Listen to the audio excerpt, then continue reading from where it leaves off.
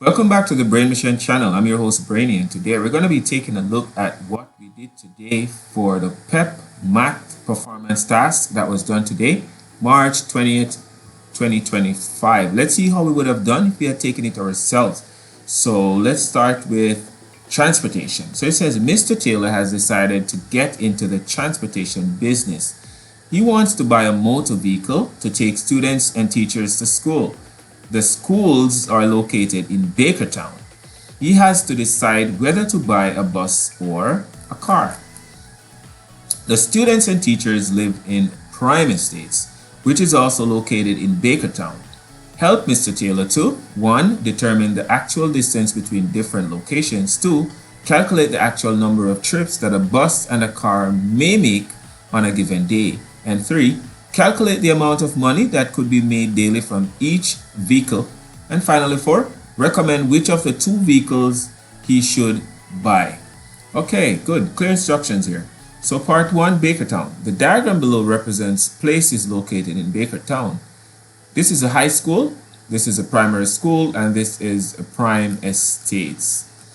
Alright, we have our first diagram. It says diagram 1 shows a map of Bakertown. There is also a key to help you identify the symbols on the map. So it says diagram 1, and this is a map of Bakertown. So here is a key, and the key shows a unit, which shows that for every square, that's 1 unit, and it shows a road, which is identified by a rectangle and smaller rectangles in between. So this is a road, that's all it's saying. And these are actually 1 unit, these squares here. All right, so good. Question 1. Table 1 shows the units on a map of Bakertown and their actual distance. For every unit given on the map, the actual distance is 100 meters, which represents 100 meters. Well, I'm sorry, 1 unit represents 100 meters. Examine table 1 carefully, then complete it by writing the appropriate units or meters on the blank spaces provided. Now remember, 1 unit represents 100 meters. Okay, clear instructions again. So units over here, and you have meters over here. First one was done for you. 1 unit represents 100 because it's 1 unit per 100. So if it's 2, it's going to be 2 times 100. That's 200. So over here is 300, so it must be 3 here. So I need my writing tool. Let me get my writing tool real quick. Okay, type or yeah, I had it already. So this would be 3 right here, because 3 times 100 is 300 meters. Now this would be 6 times 100, so that would be 600 meters. So this should be 600. Right over here you have 1000, so that means this should be 10, because 10 times 100, 1000 meters. All right, then 20 times 100, 2000. So this is 30. This should be 3000 meters. Okay, and that's it. Our first question. I think we nailed it. Let's move this over here so it looks neat. All right. Let's move on to question 2. For question 2A, B, and C, each row has a statement made about the map given in diagram 1. Please make a check mark under the appropriate heading to indicate whether the statement made is true or false. Remember to use diagram 1 to help you. So again, this is diagram 1 that we're going to use. All right, so it says statement over here, and then whether it's true or false. We're going to select it.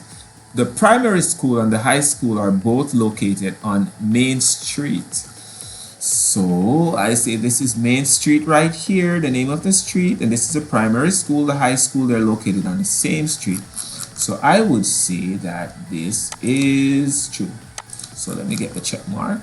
This is true. It says Mr. Taylor will drive less than 1000 meters between the entrance of the high school and the entrance of the primary school. So the entrance of the high school and the primary school, we're gonna count the squares. So it's 1, 2, 3, 4, 5, 6, 7, 8, 9, 10, 11, 12. This is about 12. So I would say that's false.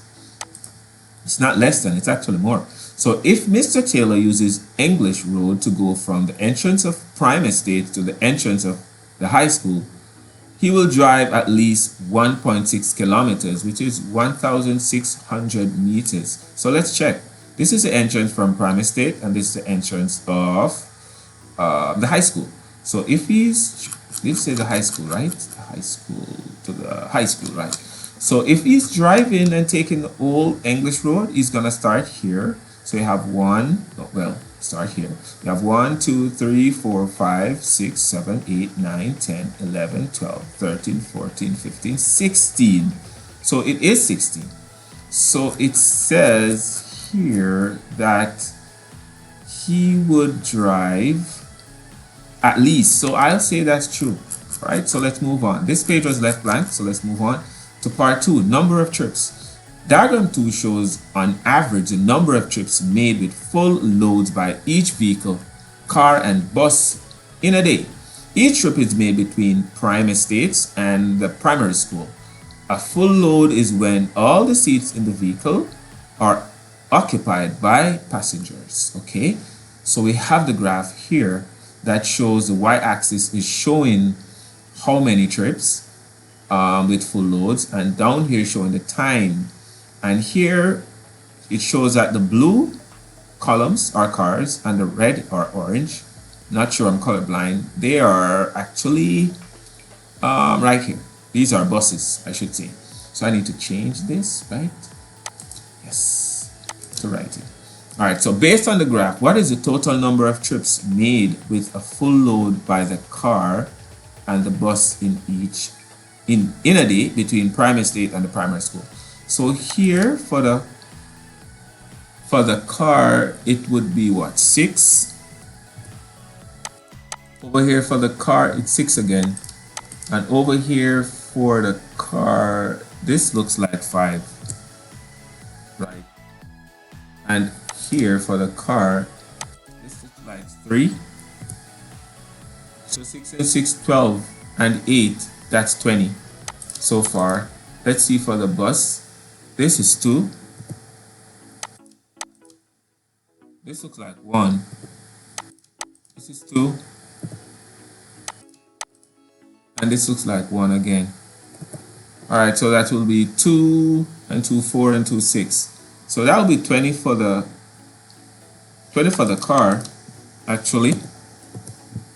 And 6 for the bus. That's the total trip. Okay?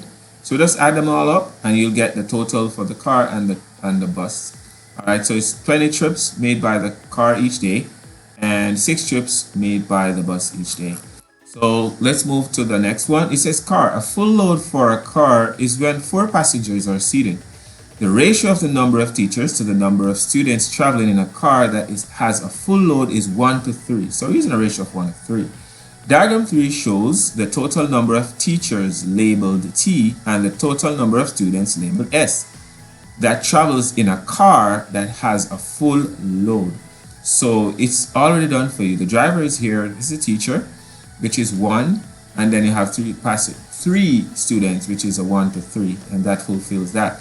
The total number of teachers 1, total number of students 3, total passenger 4. So that's it, ratio 1 to 3. Let's look at the bus.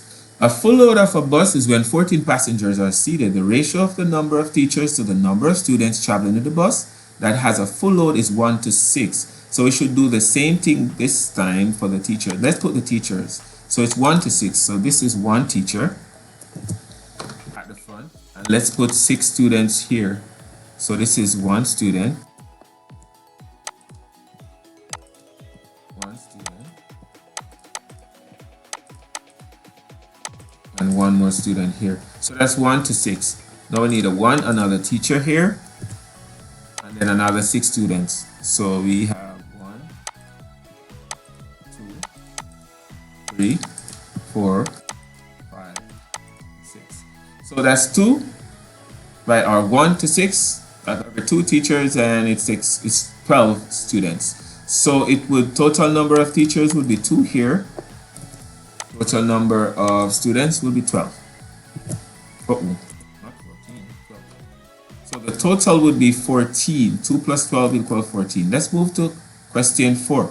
What is the total number of passengers, right? Teachers and students, that is, that would have traveled by car for the entire day? Use your response to 3A and diagram 3 to help you. Okay, so we know that diagram 3 here, it says there's 20 trips by the car, 6 by the bus. So if you have 20 trips by the car, and we have, so 20 trips by the car, so I could say 20 trips by the car,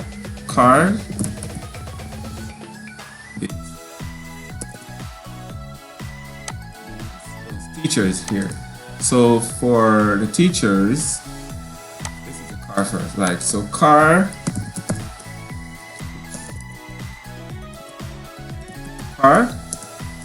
equals 20 trips, right? Total teachers in the car at any given time, right, would be 1. Remember, it was 1 to 3. So if it's 1 teacher and it's 20 trips, then the total for teachers, total would be equal to 20 teachers. So it would be 20 teachers for the car, because as you can see here, it's 1 teacher and the car is gonna make 20 trips each day. So that's how I got that. 1 teacher, 20 trips, 1 teacher each, 20 trips, 20 teachers would be transported on any given day once it's a full load. Okay, so for the, what's this now? This is about the students. Okay, for the car now. So it's for the car again, it's what? 3 students. And the car have 20 trips. So the car again equal 20 trips. Okay, and then it's what? 3 students. 3 students. I should have said 1 teacher each. 1 teacher. It's 3 students. So the answer would be 3 times, or 20 times 3 would be 60 students. So the answer would be 60 students. Now the total, oops, alright, let's look at the total here. So it would be total 20 and 60, that would be 80. So 80 passengers. 80 passengers in total. Let's line this up right. I don't leave it like that. 80 passengers would be total. 60 students and 20 teachers. Right? Let's move to what would it be for the bus now. So the bus was, did I pass the bus? Yeah, I did actually. So the bus, no, it's up at the top.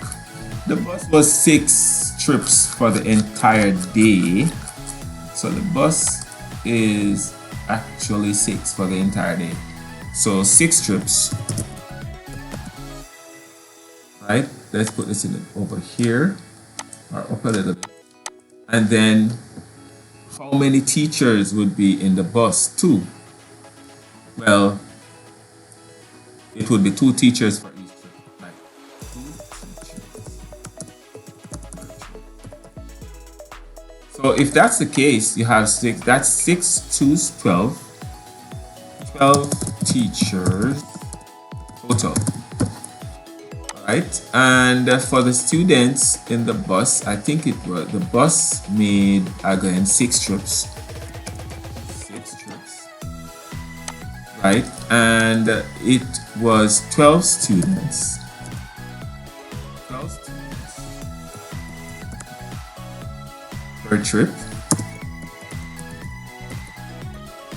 So the total would be, so 6, 12, 72. 72 students per trip.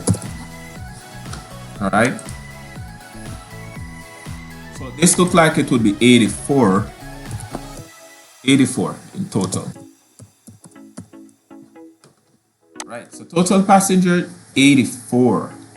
So based on your response, correctly complete the sentence given by writing bus or by car on the provided. On an average, the bus takes more passengers on any given day. So let's see the bus. Yeah, the bus takes more passengers, I would say, on any given day, because if you look at it, this is the bus, right? It's 84 to 80, so it's 4 more passengers. This is a car, so it's 4 more passengers. So the car takes 80, and the bus takes 84 passengers on any given day. Right, so question 5. The fare that Mr. Taylor will collect for each teacher and for each student is given below. Teacher is $64.50 per kilometer, and the student is $96.65 flat fare. So it doesn't matter how far they are taken, it's just the same $96.65 for students. Okay, and the teacher is $60 per kilometer. Alright, so the distance from the entrance of Prime Estate to the entrance of the primary school is 30 units on the map of Bakertown diagram. Okay, to calculate the fare for travel from primary estate to the primary school for one teacher. Alright, so if it's one teacher and they're charged $64.50 and it's 30 units. So if it's 30 units, we're gonna convert the 30 units to kilometers, because it says to provide it says to show your work in the space, but it says 30 flat rate. Oh, kilometers. So we have to change this to kilometers. I know I saw it somewhere. So if it's 30 units, this means it's 30 meters here. And to change this to 30 units would be, it's not 30 times 100, that would be 3,000 meters here. So to change this to kilometers, you divide by 1,000, right? You know, you divide it by 1,000, then it is off just 1, 2, 3. That would make it 3 kilometers. So equal 3 kilometers. So it would be 3 kilometers. And we need to now multiply the 64.50 by the 3 kilometers. So it would be 64.50. So 64.50 times 3. Alright, so 64.50 times 3. 64.50 times 3 equal $193.50. So it's $193.50. Let's put a dollar sign here. So that's what it would cost a teacher, right? For 30 units. All right. So it says fares are rounded to the nearest $100. On the line provided, write the fare for one teacher to the nearest 100. Wow, so that's the 100 is 1 here, so you have 193. So the 100 is the 1, right? The 9 is 10 and the 3 is in the 1's place. So to round it off, because the number that's in the 10 place is a 9, which is higher than 5, we round it off over to 1,000. I'm sorry, to 200. So this definitely would be $200 here for this one. So the answer should be $200. Right, so we round it off to 193, right, and we run it to the 100 place. That would be $200. Right. The fare for one student is $96.65. On the line provided below, write the fare for one student to the nearest 100. Alright, so it's 196 So the nearest 100, this is tens here. The 9 is a 10, the 6 is a 1. So if we're going to move it up, and since the 6 is higher than 5, it's going to go to $100. So this should be $100. Right. Okay, so let's move on. So we have question 6. Based on your responses to question 4, 5B and 5C, what is the total amount of money that Mr. Taylor will make in an entire day with each vehicle? Wow, so if this one now we'll have to go back to the top. Right, so it's 12 teachers total each day. You'll make 84 passengers. We have to break this down. So we have 12 teachers for the car. Alright, so we have 20 teachers, and 12 here. So 20 teachers and 12. So let's go down to this. So let's do a little formula here. Okay guys, so instead of going back and forth, I'm just gonna do it from here. I just worked it out. So the answer is that if you have 20 teachers, like that will be bringing daily using the car, and 62 students that will be bringing daily using the car. So, and remember that it's $200 for each teacher. So that would be 20 teachers times 200, that would be $4,000 on the car for the teachers. And for the students, it's 60 per day, and it's $100 for their fare, rounded off, right? To the nearest 100, remember? So it would be 60 times 100, that would be 6,000. So the total for the car, I think I didn't put it here, let me just put it here now. That looks like to me 6,000, 4,000, that would be 10,000. That would just put this. 10,000 is the total. The total is 10,000. That's $10,000 of course. For $10,000, and for the teachers, if it's a bus that he's gonna use, he's gonna transport 12 teachers per day at $100. 1,400 is 12 times 2, 24, bring the 2 zeros, and it would be 72 students per day at $100. So that would be 7,200. So the most you'll make with the bus is 9,600. The most you'll make with the car is $10,000. So that's how we work that out. And I think there's a final one here. So based on your response throughout the task, which vehicle should Mr. Taylor buy, the car or the bus? Use your calculations. Use your calculation if needed to help you explain. So I'm just gonna say it's the car. So I would recommend purchasing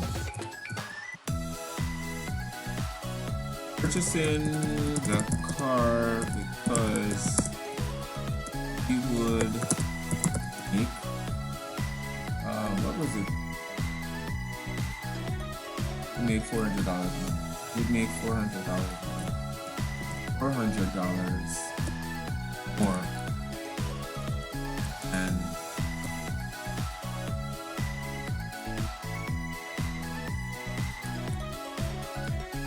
alright, just to make sure, I just put it so it overlaps right here. Uh-oh.